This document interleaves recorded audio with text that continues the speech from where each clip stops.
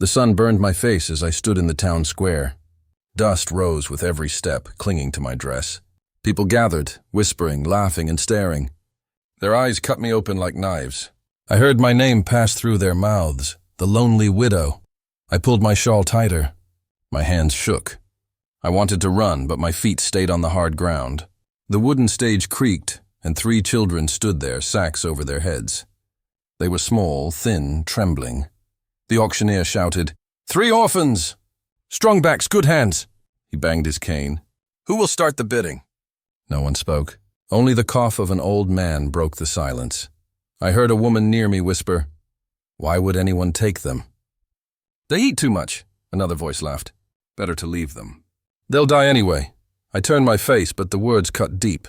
My heart beat fast. I felt my loneliness push on my chest. Then came her voice. "Eleanor, my sister." She stepped close, her lips sharp with poison. "Clara," she said, loud enough for all to hear. "You can't even feed yourself. Will you buy orphans now?" Laughter burst from the crowd. My throat burned, but I stayed silent. The auctioneer raised his cane again. "No bids," he barked.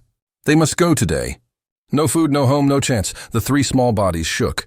I saw one sack twitch as if a head turned. I wanted to look away, but I couldn't. My feet carried me closer to the stage. The auctioneer's eyes caught me. He smirked. "Ah, the widow," he said. "Do you wish to buy?" Voices rose again. "She has no husband. She's mad. She should be sold herself." My cheeks burned. My nails dug into my palms. I wanted to scream. Eleanor's voice struck again. "Don't embarrass yourself, sister. You are already a joke." I opened my mouth, but before words came, I heard it. Soft, muffled, a voice from behind a sack. "Clara." The sound froze me. My heart stopped, then slammed hard against my ribs. I stepped closer, staring at the sacks. "Who said that?" I whispered. The auctioneer frowned. "Quiet, widow." "Do you bid or not?" Again the voice came. Clearer this time. "Clara." It was one of them. One of the children. How could they know my name? Gasps came from the crowd. A murmur spread like fire. "Did you hear that?" "It spoke her name." "Strange." Eleanor's face turned pale. She hissed at me. "Don't be a fool. Leave them." But I could not move back. My legs carried me forward. My hand lifted without thought. "I will take them," I said. The square went silent, then roared with laughter. The auctioneer raised his brows. "You, with what money?" I pulled a small purse from my shawl. "My last coins. My survival." I dropped them into his hand. They clinked, weak, but enough. He shrugged. "Sold," the crowd shouted, laughed, mocked. "She's mad." "She bought death." But I did not hear them.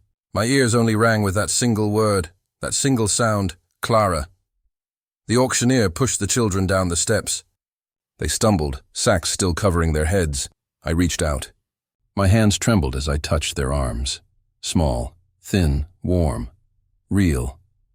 I whispered, "You are safe now." One sack lifted a little. A pair of eyes glimmered through the cloth.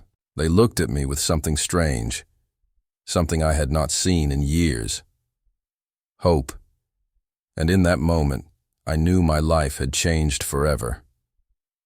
The road stretched dry and long under the sun. I walked ahead, holding Thomas's small hand. His grip was tight. Samuel followed behind me, shoulders stiff, eyes sharp. Anna kept close to him, hiding half her face in his arm. The townsfolk saw us and whispered. Their words cut like knives. "Look, the widow bought children," one man said. "She wants family to serve her," another woman laughed. "Strange woman, lonely woman," someone else hissed. I kept my head high, but inside, I felt shame. I told myself not to stop. The children stayed silent, but I could feel their fear. I turned once, smiling softly. "You are safe now," I said. Samuel muttered, "Safe?" "We don't know you." His voice was hard, yet shaky. Thomas stumbled, nearly falling. I bent down quickly. "Careful," I said. He clung to me, his small body shaking. "I'm hungry," he whispered. I nodded. "Soon. We are almost home." The dirt road led to my wooden house at the edge of the town. It was plain, with chipped paint and an old roof, but it was mine. I had lived there alone since my husband died. I opened the door. The children stood at the threshold, uncertain. "Come in," I said gently. Anna shook her head. "It smells strange. It smells like bread, Thomas whispered. His eyes lit up. I smiled at him. Yes, bread. And soup. I guided them inside. Samuel pulled Anna forward. His eyes scanned the room, searching for danger. I knew that look, suspicion built from hard years. The table was set with plain bowls. I cut slices of bread, soft and warm. The smell filled the room. The soup bubbled on the fire, steam rising. Sit, I said. They hesitated. I won't hurt you, I added. Finally, they sat. Thomas reached first, biting the bread fast. Anna took tiny pieces, her eyes darting between me and Samuel. Samuel did not eat right away. He kept watching me as if I might snatch something from him. You don't trust me, I said quietly. He frowned. Why should we? People don't just take children home. I looked at him, then at Anna and Thomas. Their faces were thin, pale, and tired. I took a slow breath. I was alone. You were alone. I thought, maybe together we can be less alone. Anna stared at me, her eyes wide. Thomas chewed slowly now, watching me too. Samuel lowered his gaze but said nothing. After the meal I gave them water to wash. Their clothes were worn, patches torn at the sleeves. I found old blankets and laid them on the floor near the fire. This will be your bed tonight, I said. Anna whispered, Together? Yes, I nodded. Together, they lay down. Thomas curled against Anna. Samuel kept to the edge, eyes open, staring at the ceiling. I moved quietly, cleaning the bowls, stirring the fire. When I thought they were asleep, I heard whispers. Samuel's voice was low but clear. Why did she pick us? He asked. Anna answered softly. I don't know. I froze, listening. Thomas sighed in his sleep. My chest ached at Samuel's question. Why did I pick them? I could not explain fully. Maybe it was pity. Maybe it was selfishness. Or maybe it was hope. Hope that love could grow where loss had lived too long. I sat by the fire, alone again, staring into the flames. Their words echoed in my head. Why did she pick us? I whispered to myself. I wonder the same. The fire cracked, and the night pressed close around the house. For the first time in years, I was not completely alone. Yet fear and doubt still sat heavy in my heart. Would they ever trust me? Could I give them the family they needed? Or would they run, like everyone else had? I closed my eyes, praying silently. Maybe tomorrow would bring answers. Maybe tomorrow they would call this place home. I sat by the fire, staring at the flames. The chair across the table was empty. It mocked me. It reminded me of the silence. Matthew, I whispered. They said my name tonight. Why me? Why now? What does it mean? The fire crackled. I waited for an answer that never came. Still, I spoke as if he was there. You used to sit there, I said softly. You laughed, you teased me, you held my hand. Now I only hear my own voice. The door creaked. I turned my head. 3 small figures stood in the shadows. The children were listening. Samuel stepped closer. His eyes were wide, his hands shaking. Who is Matthew? He asked. His voice was soft, almost afraid. My chest tightened. I wanted to explain, but the words stuck. Matthew's name was a weight I carried. I could not share it, not yet. I forced a smile. Go back to bed, Samuel, I said gently. It is late. The fire is for grown talk. But you said a name, he whispered. You said Matthew. Who is he to you? I pressed my lips together. The flames burned hotter. The room felt heavy with ghosts. Lydia, the smallest, tugged at my dress. Is he a bad man? She asked. No, I said quickly. My voice broke. No, never. He was everything. The words slipped out before I could stop them. Tears blurred my sight. I wiped them away fast. Samuel's eyes softened. He sat on the floor near my chair. You can tell us, he said quietly. We keep secrets. We know pain too, my heart ached. These children had been bought like cattle, sacks on their heads, fear in their hearts. How could I burden them more? I shook my head. Not tonight, I whispered. Go, sleep. Tomorrow we must rise early. They didn't move. Anna, the eldest, finally spoke. You cry at night when you think we sleep. You call his name. It is no secret, I froze. Her words cut deeper than a blade. They had heard me all along. I loved him, I said at last. My voice trembled. He was my husband. He was my Matthew, the fire hissed. The room grew silent. Only my breathing filled the air. Samuel leaned closer. Where is he now? I swallowed hard. In the ground, I said. The earth keeps him. But his voice stays here. The boy's eyes glistened. I am sorry, he whispered.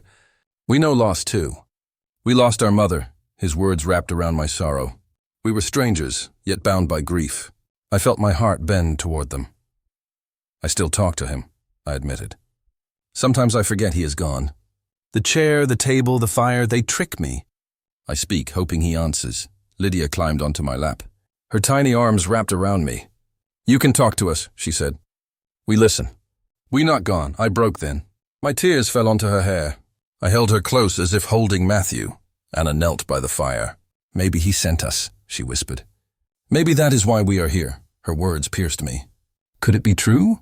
Could Matthew's love reach beyond death? I looked at the three of them.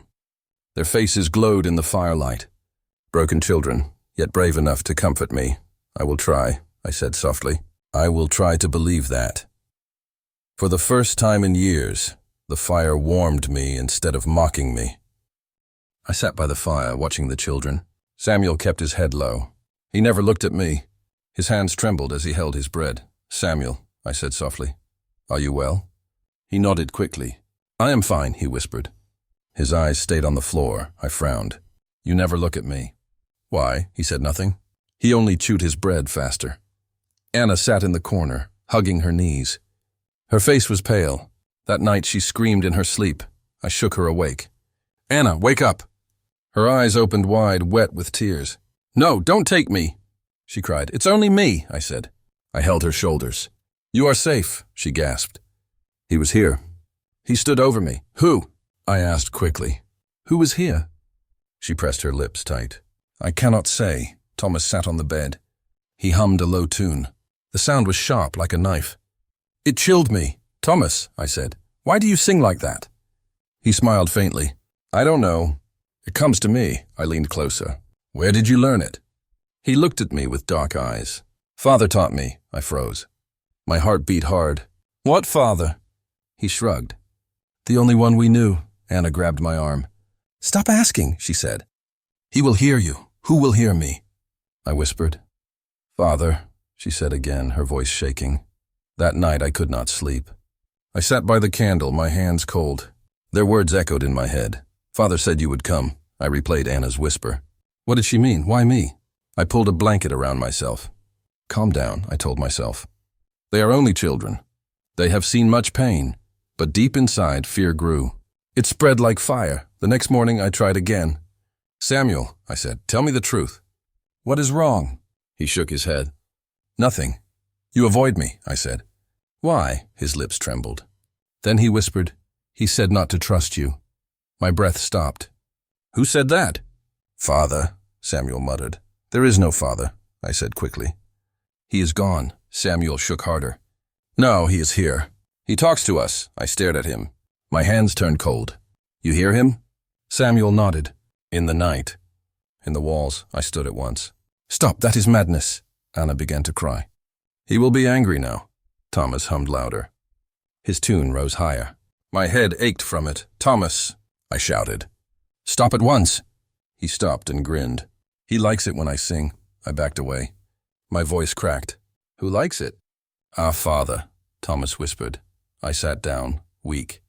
My chest felt heavy. Was this grief? Was it memory? Or was it something darker? I lit another candle, even though it was day. My hands shook as I prayed, but Anna's voice broke the silence. She whispered, he said you would come. He said you belong here. My blood ran cold. What do you mean? I asked. She only shook her head, tears running down. I wanted to scream. But instead I held her. You are safe, I said again. You are safe with me. Yet my own heart did not believe my words. The children huddled together, whispering to one another. I felt like a stranger in my own house. I walked outside, the cold air cutting my skin. I looked at the trees. They stood tall, silent, like watchers. Am I losing my mind? I whispered, but I knew. This was no madness. Something lived with us, something unseen but strong. When I went back inside, the fire was low. Thomas hummed. Samuel looked away. Anna stared at me with wide eyes. I sat down and whispered, then let him come. I will face him, but deep inside I shook with fear. The knock on my door was sharp. I froze with the cup in my hand. Samuel looked at me, then at the door. I whispered, stay calm. Do not answer. But the knock came again, louder this time. I sighed and walked to the door. When I opened it, I saw Eleanor. She stood there with a wide smile. In her hand was a bottle of wine. Her dress was red, her hair neat. Her eyes held that cruel light I knew. "Well, sister," she said, stepping inside. "Didn't expect me, did you?" I swallowed and tried to keep steady. "You are not welcome here, Eleanor," she laughed, pouring herself into the chair. "Oh, come now. Don't be so cold. I brought wine at least." "A gift." Samuel stood by the table, tense. The younger two hid behind the curtain. Eleanor saw them and smirked. "So these are the ones? The orphans? The little treasures you bought with money?" "Stop," I said sharply. "They are children. They are safe here." I gave them home. She poured the wine into my cup. Her hand shook with false kindness. "You think love can be bought, sister?" Her voice was low, sharp as glass. "You think money can heal broken souls? You're a fool. They will destroy you!" Samuel stepped forward suddenly, his fists tight. "She saved us," he said with fire. "You know nothing about us, nothing." Eleanor laughed so loudly it shook me. "Oh, listen to him. So brave, so strong. But still a beggar in her house." Samuel's face turned red. His voice rose. "I am not a beggar. I am her family now. She gave us life." Eleanor sipped her wine, calm again. "Family? No, boy. She bought you. You owe her. And one day you will pay." Her words struck like stones against my chest. I tried to speak, but nothing came. Her eyes fell on me, sharp and cold. "You rescue pain, not love. You collect broken things." She stood, placed the cup on the table. "Well, enjoy your little play, sister. Enjoy being mother to sacks and scars." Then she left, her heels hard on wood. The door closed. Silence wrapped around us. I sat down slowly, my hands shaking. The children came near, eyes wide. Samuel stood close, his voice gentle now. "Don't listen to her. She's cruel." But his words did not calm my heart. Her voice still rang inside my head. "Did I buy love? Or rescue pain?" I looked at Samuel. His eyes were strong. I looked at the younger two, holding hands. They leaned on me as if I mattered. Still, her words dug deep, sharp, and heavy. I whispered, "Maybe she is right." Samuel shook his head hard. "No, you gave us life. You gave us home. That is not buying. That is love." I wanted to believe him, but the doubt stayed. Eleanor's laughter echoed in the silence. I held the children close and closed my eyes. I told myself again and again, this is love. This is love. But the question remained deep inside. What if she was right? I held Samuel's torn coat under the water. The fabric was heavy, dark with old dirt. My hands shook as I rubbed the stains. Then something small and stiff pressed against my fingers. I pulled it free. A folded paper. My breath caught. I looked around. The room was quiet. Only the sound of dripping water filled my ears. Slowly I opened the letter. The words were rough, written with force. "Protect Clara. She is the promise." "Do not fail. My name. My name on this paper," I whispered. "What does this mean?" My chest hurt as if the letters carved into me. My fingers trembled. I pressed the letter to my heart. Samuel walked in. His steps were uneven. He froze when he saw the paper. "Where did you find that?" he asked, voice sharp. "In your coat," I said. "Tell me now. Who wrote this?" He reached for the letter, but I pulled back. "No, first you explain. Why does it say my name?" Samuel's eyes filled with tears. He shook his head. "I can't tell you." "Please give it back," my voice rose. "You must tell me. You swore I could trust you." He dropped his face into his hands. "It's not my secret." I stepped closer. "Then whose secret is it? Who told you to protect me?" He whispered. "We were meant to find you." The words struck me hard. My throat closed. "Meant to find me? Why? Who decided that?" Samuel lifted his eyes. They were red. "I can't speak names. If I do, danger comes faster." "But believe me, Clara, I never meant to hurt you." I clutched the paper tight. "This says I'm a promise." "A promise to who?" "What do I carry that I don't know?" He shook his head again, fists clenched. I swore. "I swore to keep you safe. That is all I can give." I felt the floor tilt. I pressed my hand against the table to steady myself. "Safe from what?" "From them," Samuel said. His voice cracked. "The men who follow. The men who wait. They know your name, too." Cold filled my blood. "They know me? How?" I lived quiet. I hid my life. You can't hide from them, Samuel whispered. Not anymore, I wanted to scream. Instead, I whispered, why me? Why not someone else? He took a step forward. Because you are the promise. That's what I was told. I don't know more. I don't. I stared at him. His tears were real. His fear was deep, but still anger burned in me. You should have told me sooner. You kept this from me. You let me believe I was safe. I thought silence was safer, he cried. I thought words would bring them faster. I held the letter up. Words already found me. Samuel fell to his knees. His voice shook. Clara, please forgive me. I only wanted to protect you. I turned away. My heart beat like a drum. Protect me. Promise. Do not fail. Who wrote these words? And why did Samuel hide them? I whispered to myself, I will not live blind anymore. If danger comes, I will face it. But I will know the truth. Samuel touched my sleeve. I'll help you. I looked down at him. His face was wet. His hands shook. Will you? Or will you keep more secrets? No more secrets, he swore. Ask me what you must. I will answer. I held his eyes. Then start now. Who put this letter in your coat? He pressed his lips tight. For a long moment he said nothing. Then his voice broke. It came from a woman. She gave it to me when I was a boy. She said one day I would meet you, and I must not fail. A woman. My breath caught. Who was she? He shook his head. She never gave a name. Only a scar on her hand. A long scar. My knees weakened. My mother had a scar. A deep one across her palm. She died years ago. Could it be? No. My mother never spoke of this. Still, the thought cut me. Samuel whispered, Clara, I think it was her. I dropped the letter. My legs gave out. I sat hard on the floor. My mother, a promise. A warning from the grave. Tears blurred my sight. Why didn't she tell me? Why hide this from me? Samuel knelt beside me. Maybe she wanted to protect you too. I shook my head. Protect me by silence? Silence only left me blind. But silence gave you years of peace, he said softly. Peace. Was it peace? Or just waiting for pain? I lifted the letter again. My hands were strong now. This is no longer secret. I will carry it. I will demand truth. If my mother sent this, then I will finish what she began. Samuel bowed his head. Then I walk with you. I touched the letter to my lips. Protect Clara. She is the promise, I whispered. I will protect myself. And I will find why I am the promise. The room felt small, but my heart grew large. Fear still lived in me, but so did fire. I stood. We leave tomorrow. No more hiding, Samuel nodded. Tomorrow. I placed the letter close to my chest.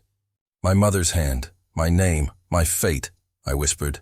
Do not fail. I won't. I walked back from the market, holding bread in my hands. The air felt heavy, and people stared more than usual. One woman, very old, blocked my path. Her eyes were sharp, almost like knives. She whispered, Those children are cursed. Their blood carries pain. I froze. What do you mean? What curse? My voice shook. She looked around, shook her head and muttered, You should not have taken them. Anger rose inside me. Say it clearly. What do you know? Her lips pressed tight. She only said, Leave them, before it's too late. Then she turned away, her cane striking the ground. I ran after her. Wait, please. Tell me everything. But she moved faster than I thought possible. In seconds, she was gone into the narrow street, swallowed by the crowd. I stood still, heart pounding. My hands shook so badly I dropped the bread. When I came home, the children were waiting by the fire. Samuel lifted his head first. Why are you late? He asked. I met someone in town. She spoke about you, about blood. Their eyes widened. Even little Anna stopped playing with her rag doll. Samuel leaned closer. What did she say? She said you are cursed, that your blood carries pain. I don't understand. Tell me now. I need the truth. Silence filled the room. The flames cracked in the fireplace, but no one spoke. Answer me, I begged. I gave you shelter. I gave you food. I need honesty. Finally, Samuel whispered, Our father knew you. I felt my breath catch. What? How is that possible? I never met him. He told us your name before he died, Samuel said, voice shaking. My knees weakened.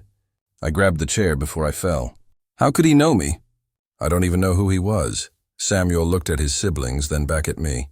His hands trembled. He said, Find her. She will take you. I shook my head. No, this makes no sense. Why me? Why would he know me? Tears filled Anna's eyes. We didn't want to scare you. We only wanted a home. I gave you a home, I said, voice breaking. But now I don't know who I am in your story. Samuel clenched his fists. We only know he trusted you. He made us promise. Before he died, he whispered your name. We had to find you. I paced the room, feeling trapped. Why did no one tell me? Why hide this until now? Because we feared you would send us away, Samuel answered. I turned to him. Did you ever think what it means for me? To hear a stranger knew my name, that he sent his children to me. It feels like fate, but also like chains, Anna cried softly. Ruth touched her shoulder, trying to comfort her. I knelt beside them. Listen to me. I am not angry at you, but I need to know the truth. Who was he? Why did he know me? Samuel shook his head. We don't know more. Only that he said your name. Only that he believed in you. I touched my chest, feeling my heart beat. My father used to say names carry weight. Was my life tied to theirs before I even knew them? I don't understand any of this, I whispered. Ruth whispered back. Maybe the old woman knows more. I thought of her cane, her sharp eyes. Yes, she held secrets. Tomorrow, I said aloud. Tomorrow I will find her. I cannot live in shadows anymore. The children looked at me, waiting. Samuel finally said, Will you still keep us? I held his hand tightly. Yes, curse or no curse. Blood or no blood. You are mine now. But deep inside, my world spun. My past was no longer just mine. It was tangled with theirs. And the answers waited in dark corners of the town. That night, I could not sleep. Every time I closed my eyes, I heard the old woman's voice. Their blood carries pain. And then Samuel's words. Our father knew you. I pressed my hands against my face. My story was no longer simple. Fate had drawn us together, and fate would not let me rest. I sat close to the fire. My hands shook. Samuel's eyes burned, not with hate, but with something deeper. Tell me, I whispered. Tell me everything. He leaned forward. Our father worked for Matthew. He worked in the mines. He carried stones day after day. He gave his back, his hands, his life. I felt my breath freeze. And then? Samuel's jaw tightened. The mine broke him. The rock fell one night. He never came out again. I covered my mouth. No, not that way. Yes, Samuel said. His voice cracked. He died down there. He was not the only one. Many men died. And Matthew, your husband, he promised our father something. I gripped the blanket. What did he promise? That he would care for us, Samuel said. He said we would never be left alone. He said we would have food, a home, and his protection. The fire popped. My heart dropped into silence. He promised you? I asked again, almost not hearing my own voice. Samuel nodded slowly. He swore it. And when father died, we waited. But Matthew never came. He never sent food. He never sent words. Nothing. I could hardly breathe. But he never told me this. He would not, Samuel said. You were his wife. He kept his sins hidden from you. He broke his word to our father. That word is why we came to you. You were the only name left. You were the one he spoke of in the dark. If I fall, father said, she will remember my name.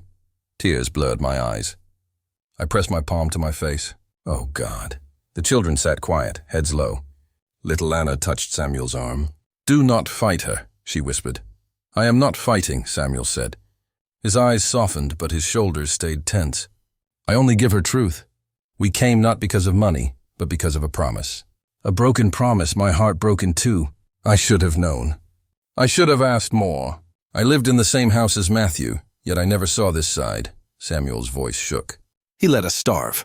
He let us wander with sacks on our heads. Do you know how it feels? To be bought like cattle? To wear shame over your face because no one wants to see you? I know shame, I whispered. But not yours. Not your pain. Samuel's hand curled into a fist. I swore I would hate him forever. But you are not him. You listen, you cry. Maybe that is enough. I looked into the fire. Enough? No, it can never be enough. I cannot bring back your father. I cannot fix what Matthew broke. But I can give you a home now. I can give you my word. And I do not break my word. The children looked up. Their eyes glowed in the firelight. Hope flickered faint. Samuel whispered, Why would you care for us now? You could send us away. No one would blame you. Because I will not live with another lie, I said. I was blind, but now I see. I was silent, but now I speak. If Matthew failed you, I will not. Samuel swallowed hard. You would keep us? Yes, I said. My voice steadied. Not as debt, not as burden, but as my own. If you let me. Silence filled the room. Only the fire spoke, cracking and sighing. Then Anna crawled closer. She touched my hand. You said we have a home? I bent my head.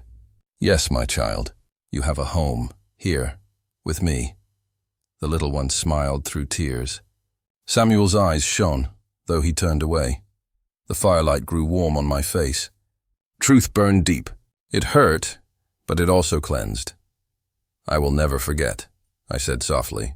Your father's pain, Matthew's betrayal, or this night. But from now, we rise together.